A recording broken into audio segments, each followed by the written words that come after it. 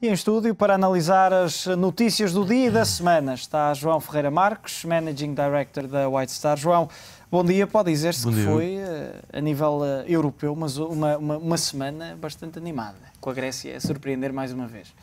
Animado, interessante.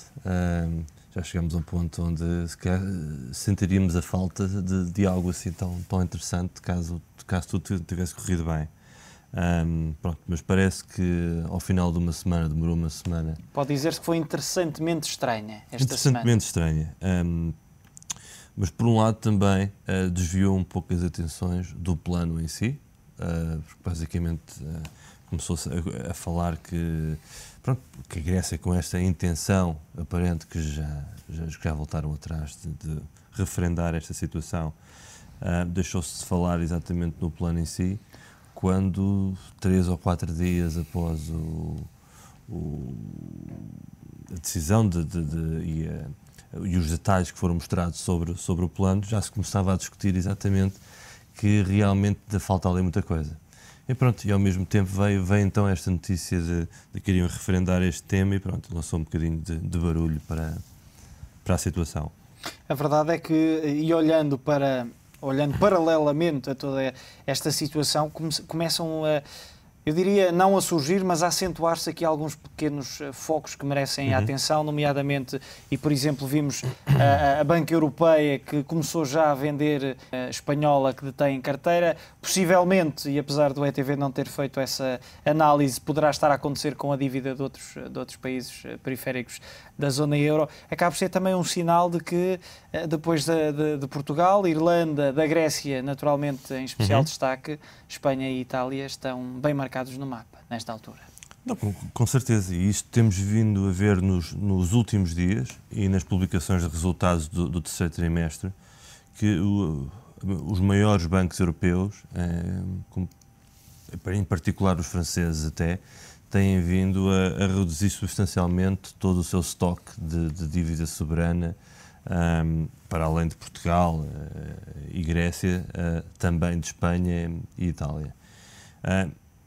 Isto passa duas mensagens. É óbvio que realmente não estão tão confiantes e que esperam que sejam os próximos senhores a seguirem-se neste tipo de situação. Aliás, a Itália já se pode chamar que está numa fase pré-FMI, porque não é de todo natural, penso eu, que se peça ao FMI para ir fiscalizar as medidas, auditar, fiscalizar, etc. Isto parece quase um trabalho primeiro de uma auditoria, também para passar a mensagem que as contas estão bem, mas pelo sim pelo não já estão preparados para um... E se olharmos para o mercado da dívida, por exemplo, no caso italiano, também já estão a níveis muito próximos de quando Portugal, por exemplo, pediu ajuda. Exato. Acaba por ser... Qual é a probabilidade, e temos falado naturalmente, porque essa é de resto aquele cenário que tem sido descontado, mas qual é a probabilidade, se é que é possível nesta altura já definir uma probabilidade, estabelecer uma probabilidade de, em primeiro lugar, Itália ou Espanha, qual dos dois é que pode cair? E em segundo lugar, qual é a real probabilidade disso acontecer? Porque temos falado aqui de probabilidades, mas é um cenário muito hipotético ou é um cenário que até pode acontecer já a curto, médio prazo?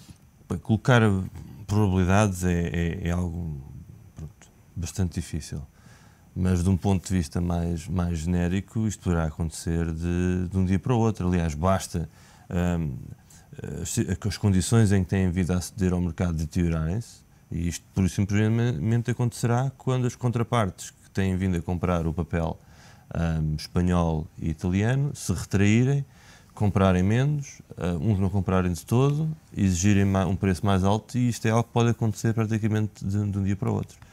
Porque é óbvio, se a República Italiana for ao mercado há 3, 5 anos e o preço a pagar se exceder os 7, 8%, é óbvio que não há grande alternativa. Dos valores pagos nas emissões. Se bem que a Itália é sempre um caso à parte, porque tem obviamente a questão da dívida, mas é uma questão de dívida ligeiramente diferente do resto da Europa. Aliás, tem um endividamento bastante superior a países que já foram até resgatados, mas tem uma particularidade que é o facto da maior parte da dívida estar exatamente ter sido comprada por residentes italianos. É uma dívida doméstica. Uma dívida doméstica. É óbvio que isso não resolve todos os problemas, mas coloca menos pressão nos mercados internacionais.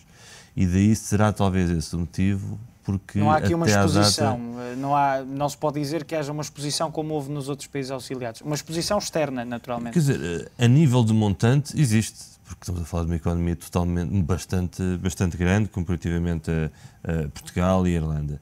Mas a nível percentual, essa pressão não existe.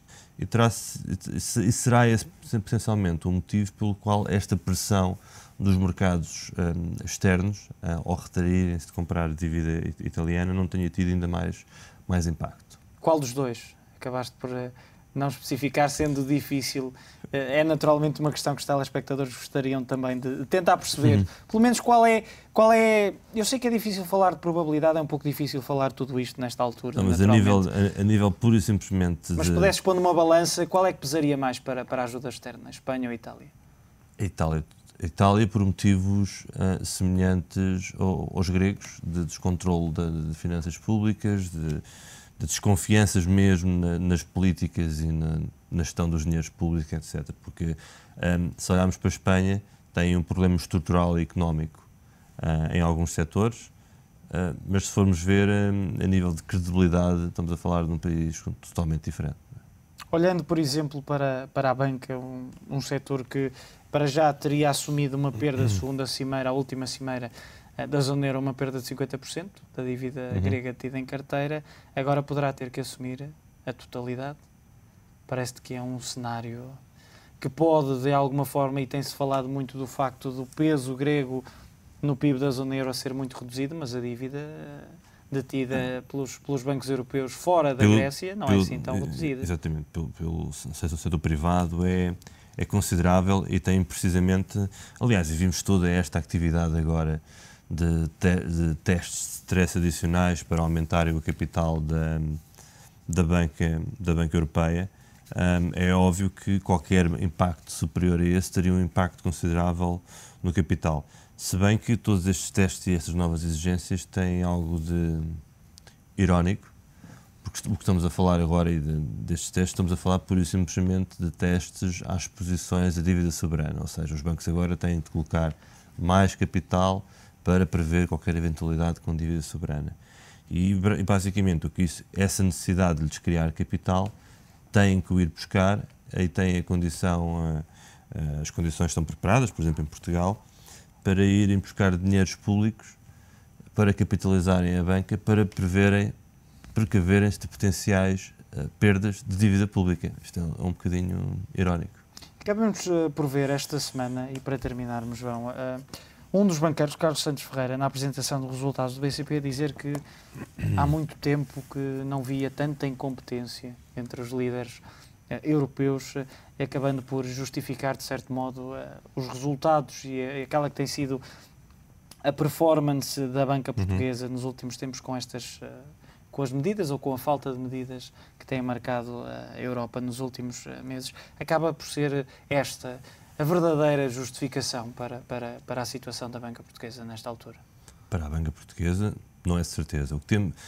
Se tentarmos analisar de uma forma muito rápida, a banca portuguesa foi uma banca que passou a crise maior, isto agora é um pouco relativo, mas aquela crise mais direcionada à banca e com dívida detida pelos bancos, a mundial de 2008, 2009, sobreviveu, sem grandes problemas. Os problemas que nós cá tivemos foram problemas de outra índole e não de índole de gestão.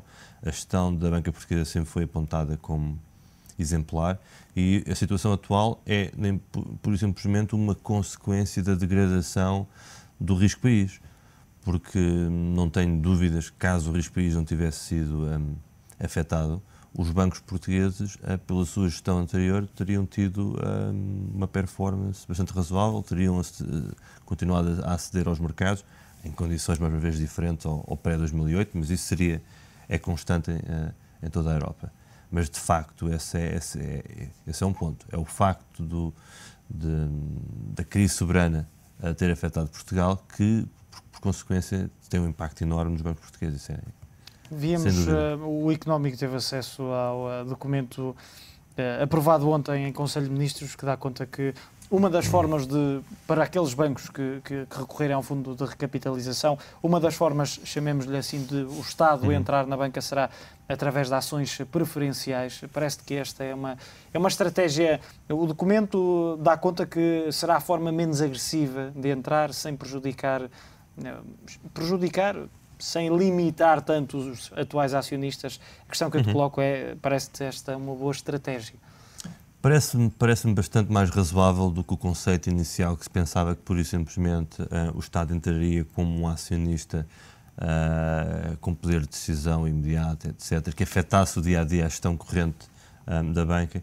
E o plano que agora foi apresentado ainda, se bem que em linhas gerais, porque muitas vezes o problema está no detalhe, nos pormenores, parece que o conceito parece-me bem, ou seja, tem uma participação, vão ter com certeza uma voz ativa em temas mais estratégicos e com um potencial impacto considerável, terão com certeza, mas o facto de estarem praticamente a dizer que não estarão envolvidos na gestão corrente é um ponto positivo para os bancos, mesmo aqueles que estavam com maiores reticências na aceitação deste tipo de capital, juntamente também com aquele objetivo logo de definir um prazo.